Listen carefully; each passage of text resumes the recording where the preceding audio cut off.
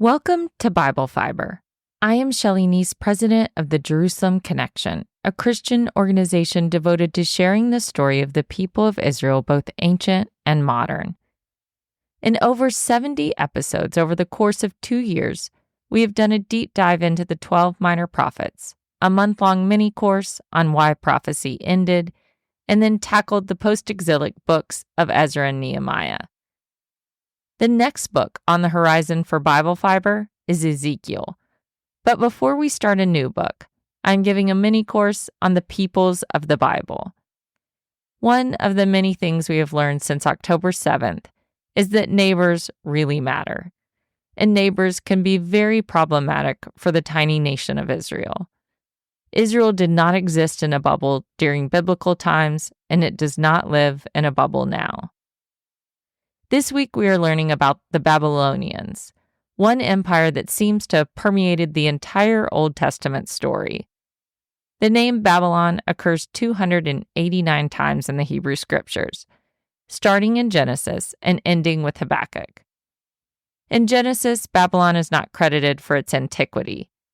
Even though the story of the Tower of Babel is critical of Babylon's misplaced arrogance, it credits Babylonia as being the birthplace of many cultures, languages, and civilizations.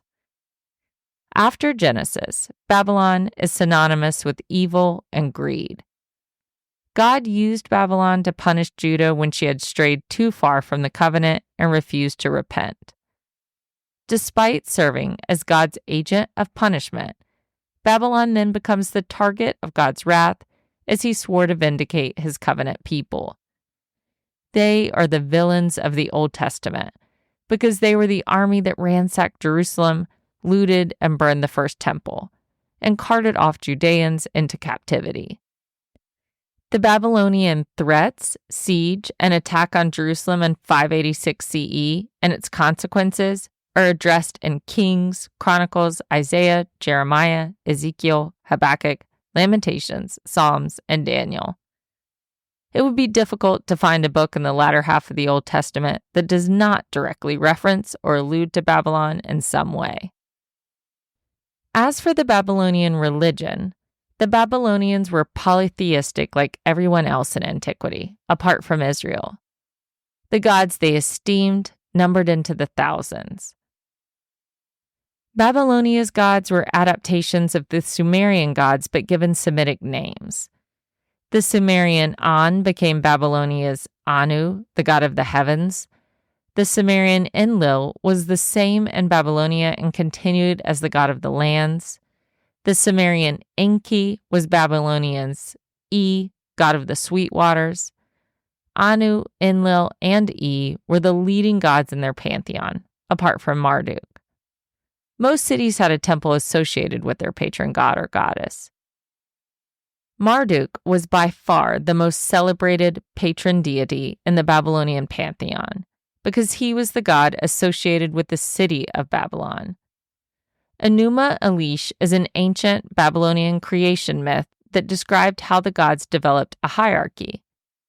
In Enuma Elish, Tiamat, the goddess of salt water, became irritated with all the other gods and plotted to have them killed. When the gods learned of Tiamat's plot, they asked Marduk to fight her, which he did.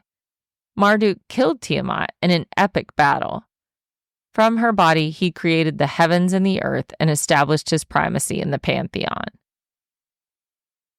The Babylonians were not so much one native people as they were a combination of many ethnic groups, like the Amorites and Kassites, who assimilated over the years as they occupied the land known as Babylonia. Babylonia refers to the city of Babylon and the region of southern Mesopotamia. In modern geography, Babylonia corresponds with southern Iraq, Kuwait, and parts of western Iran. The most important cities of ancient Babylonia were along the Euphrates River and its tributaries. At certain points in the history of Babylon, under the leadership of expansionist rulers like Hammurabi or Nebuchadnezzar II, the boundaries of Babylonia branched out even beyond southern Mesopotamia. Akkadian was the official language of the Babylonian Empire. Akkadian was a Semitic language and one of the earliest written languages in history. Although there were many other dialects in the empire, they used Akkadian for administrative, literary, and religious purposes. By the first millennium BCE, Aramaic, another Semitic language, became the second language of Babylonia. That's why the book of Daniel, written during the exile to Babylon, includes portions written in Aramaic. The book of Ezra also includes passages in Aramaic, a holdover from decades of exile in Babylon. What we refer to as Babylonian civilization first began around 2000 BCE with the rise of Amorite city-states in southern Mesopotamia. Around 1900 BCE, Amorites established the first dynasty in Babylon, but they had to compete for broader regional control with other Amorite city-states and dynasties. Hammurabi is by far the most famous king of this time, ruling from about 1792 to 1750 BCE. As the sixth ruler of the Amorite dynasty, Hammurabi is famous for his creation of an established legal code, but he is also responsible for aggressive military campaigns that expanded the borders of his kingdom. He masterfully established diplomatic relations with neighboring lands and subdued other rivaling Amorite dynasties. By the end of his reign, he was in control of all southern Mesopotamia. After Hammurabi's death, his successors continued to rule for the next 150 years, but they were not at the same level as Hammurabi. The empire was reduced and economically struggled. The Kassites appeared on the scene around the time that Hammurabi's successors were losing control of the empire. Although no one knows the exact origins of the Kassites, their army began applying pressure on the northern region of Babylonia. Eventually, the Kassites filled the political vacuum in Babylonia and established solid dynastic rule there for 400 years, longer than any other dynasty in Babylon's history. Scholars refer to this period as the Middle Babylonian period, and it was a relatively stable time. Even though the Kassites were foreign, they adopted the old Babylonian culture in almost every way except their dynastic names.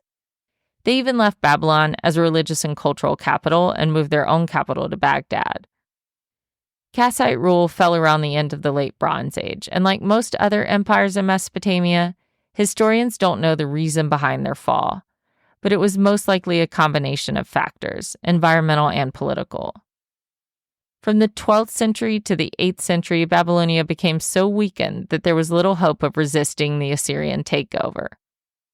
For decades, Babylonia was nothing more than an Assyrian vassal, along with the rest of the ancient Near East, including the Kingdom of Israel and Judah. By the 7th century BCE, the Assyrian Empire weakened because of internal strife, revolts among its vassals, and external pressures from other groups on the rise. This weakening of Assyria allowed Babylon to join ranks with other disgruntled vassals, like the Medes, and attack Assyria's capital city, Nineveh. In 612 BCE, they destroyed Nineveh. It did not take long for the rest of the Assyrian Empire to collapse.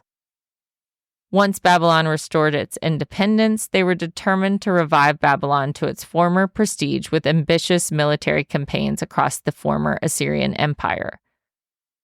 An essential piece of Babylon's comeback story was a series of powerful rulers on the throne, especially King Nabopolassar and King Nebuchadnezzar II.